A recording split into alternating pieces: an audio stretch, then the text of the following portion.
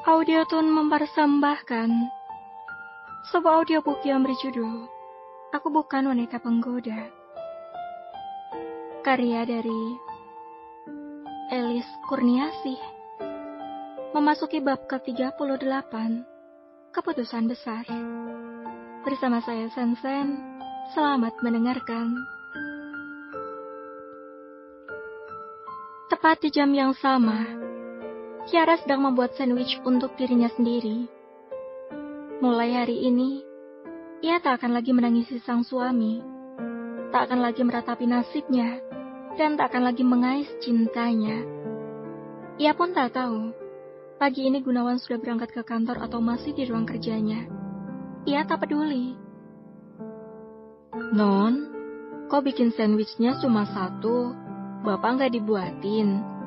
tanya si Bibi ketika berpapasan dengan Kiara di dapur. "Loh, emang Bapak belum berangkat?" Kiara balik bertanya. "Belum, Non. Dari semalam Bapak nggak keluar dari ruang kerja." "Oh." Kiara hanya membulatkan bibirnya. Tak lama Gunawan pun turun. Wajahnya tampak berantakan, dan rambut pun kusut. Gunawan juga masih menggunakan kemeja yang kemarin ia pakai. Sungguh, pria itu seperti pria tak beristri, dan tak diurus. Kiara malas menoleh ke arah pria itu. Entah mengapa, hatinya membeku. Yang semula cinta dan mengagumi, berubah menjadi benci. "Ra, maaf aku tidak ke kantor hari ini, jadi aku tidak bisa mengantarmu ke rumah Mami," ucap Gunawan santai, berjalan menuju lemari es dan melewati Kiara yang sedang duduk di meja makan, sambil memakan sandwich. Kiara hanya mengangguk. Arah matanya tak sama sekali menuju ke arah Gunawan. Ia memakan sandwich sambil membaca artikel tentang kehidupan Lady Diana. Gunawan menuangkan air dingin ke gelas dan meminumnya. Matanya melirik ke arah Kiara yang sedang duduk manis tanpa menoleh ke arahnya. Selesai menghabiskan air minum tadi, Gunawan ikut duduk di hadapan Kiara. "Sandwich untukku mana?" Kiara tak menjawab pertanyaan Gunawan. Entah ia mendengar atau memang pura-pura tak mendengar. "Ra."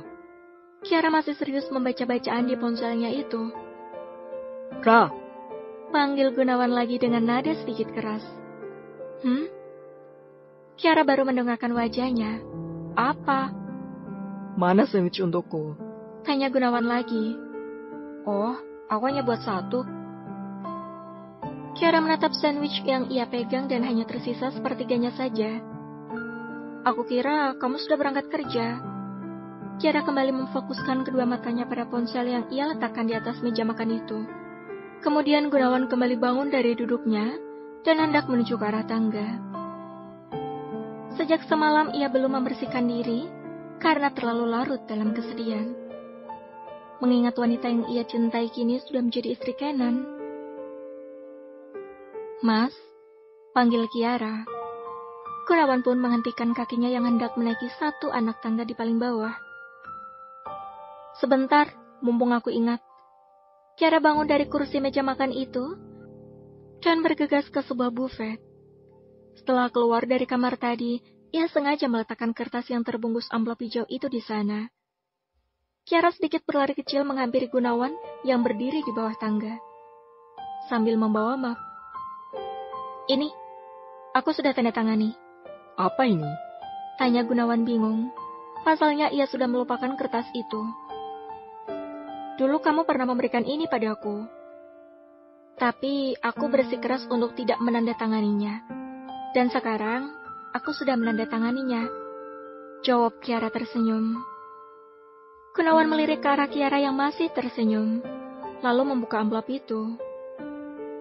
Ia mengernyitkan dahi. Kertas itu tertera lambang pengadilan agama. Dengan cepat Gunawan menutup amplop itu. "Kamu lagi hamil. Aku tidak bisa menceraikanmu." "Terserah, yang penting aku sudah menandatanganinya," ucap Kiara santai lalu pergi meninggalkan Gunawan dan kembali duduk di meja makan. Gunawan menatap wajah santai sang istri. Kiara benar-benar sudah berubah pikirnya. Ia kembali melangkahkan kaki untuk naik ke kamar. Ingin rasanya ia marah, memarahi Kenan, memarahi Kiara.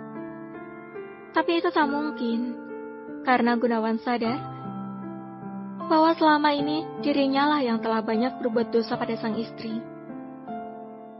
Walau semula ia kesal karena Kiara menjebaknya dalam pernikahan ini, namun Kiara selalu berusaha untuk menjadi istri yang baik untuknya.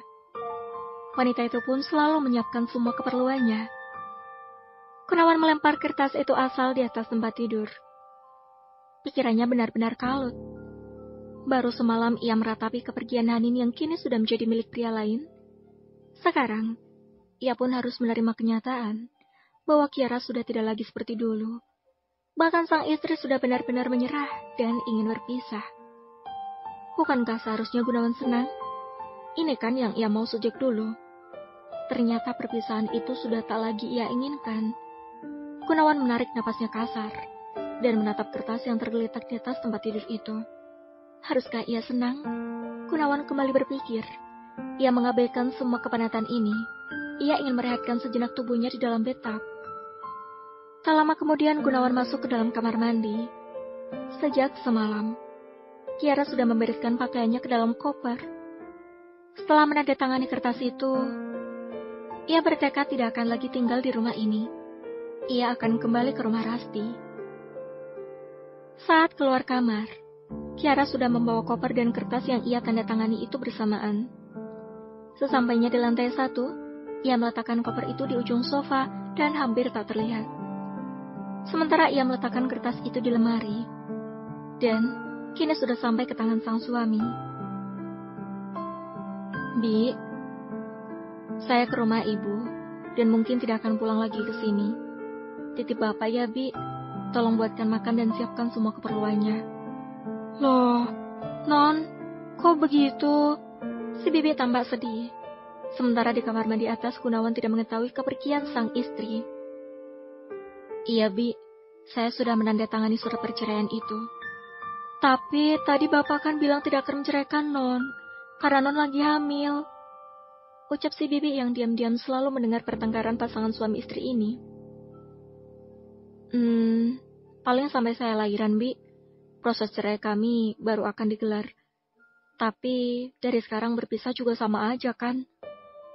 Non, kok menyerah? Padahal Non kan sudah berusaha. Sayang semua pengorbanan Non Kiara selama ini. Ucap si Bibi lirih. Kiara menggeleng. Justru saya menyesal, Bi. Mengapa saya baru sadar sekarang? Saya bodoh telah menyanyiakan waktu dan pengabdian hidup saya hanya untuk orang yang tidak menghargai cinta yang saya berikan. Kiara menggenggam tangan si Bibi. Saya pamit ya, Bi. Saya juga sudah pamit sama Bapak. Kiara tersenyum dan meninggalkan rumah itu dengan menggunakan taksi online yang sudah ia pesan setengah jam yang lalu. Hati-hati, Non. Si Bibi melambaikan tangannya setelah mengantar Kiara hingga halaman rumah dan ikut membawa koper itu ke dalam mobil. Selamat tinggal, Mas Gun. Terima kasih karena telah mengajarkanku banyak hal. Kumam Kiara sembari matanya terus menelusuri rumah yang sudah ia tinggali selama lebih dari 4 tahun itu. Kemudian ia meraih ponselnya dan mengetikkan sebuah pesan pada Gunawan. Mas, aku pergi. Maaf karena selalu merepotkanmu, dan terima kasih karena telah mengajarkanku banyak hal. Pesan Kiara diakhiri dengan emot senyum dan kedua tangan yang ditangkup. Di kantor Aditama, Kenan mendapatkan telepon dari James, ayah Vanessa. Halo, Dad. Kenan menyapa ayah Vanessa melalui panggilan video call. Hai, Son. Benar nanti malam kau akan makan malam di rumah? Tanya James yang merupakan sahabat Ken, ayah Kenan. Sepeninggal Ken, James menjadi sosok pengganti itu. Pria parubaya yang seusia dengan almarhum ayah Kenan itu, yang selalu mengajarkan Kenan untuk menjadi pebisnis handal. Kenan pun sering meminta nasihat dan petua dari pria bijaksana itu. Keputusannya untuk bertunangan dengan Vanessa, dan belum juga memutuskan hubungannya hingga saat ini, itu semua karena rasa tak enaknya pada James. Namun malam nanti ia akan jujur pada pria yang sudah ia anggap sebagai ayahnya itu. Ia bertekad akan mengakhiri hubungannya dengan Vanessa secara gentle, langsung melalui orang tuanya. Benar, Dad. Ada hal penting juga yang ingin saya katakan pada Dedi. Sepertinya serius. Tanya James. Iya, Dad. Ini serius. Karena Dedi sudah seperti papi bagiku. Jawab Kenan. Baiklah. James mengangguk sembari tersenyum. Kenan memang selalu meminta saran dan petuanya dalam hal apapun. Datanglah, Son. Aku akan menunggumu. Ucap James. Terima kasih, Dad. Salam untuk Mommy. Kenan tersenyum dan panggilan itu diakhiri oleh James setelah membalas senyum dari Kenan. Kenan akan berbincang empat mata pada James, serta mengakui bahwa dirinya sudah menikahi wanita lain. Ia yakin James yang bijaksana akan mengerti, karena James dan Ken memiliki prinsip yang sama, bahwa cinta tidak bisa dipaksa. Kedua pria itu pula yang sejak awal menolak keras keinginan para istri untuk menjodohkan Kenan dan Vanessa saat mereka kecil dulu. Sebelum akhirnya Kenan dan Vanessa dekat dan berpacaran dengan sendirinya saat dewasa. Kini Kenan menyadari bahwa perasaannya pada Vanessa sejak dulu hingga saat ini adalah hanya sebagai sahabat, bahkan seperti saudara. Ia tidak bisa menjadikan Vanessa sebagai istri, apalagi saat ini tengah ada Hanin yang berhasil membuatnya terpesona, dan sudah ia persunting menjadi istri. Akhirnya Kenan dan Kiara mengambil keputusan besar dalam hidup. Keputusan yang mungkin nantinya akan membuat sang ibu kecewa, dan mungkin akan memberikan reputasi buruk pada bisnis dan citra baik yang sudah dibangun keluarga Aditama sejak dulu. Namun, keputusan itu membawa mereka ke dalam hidup yang nyata, dan bukan kamuflase belaka. Apakah ini semua karena Hanin? Entahlah. Bersambung. Terima kasih sudah mendengarkan.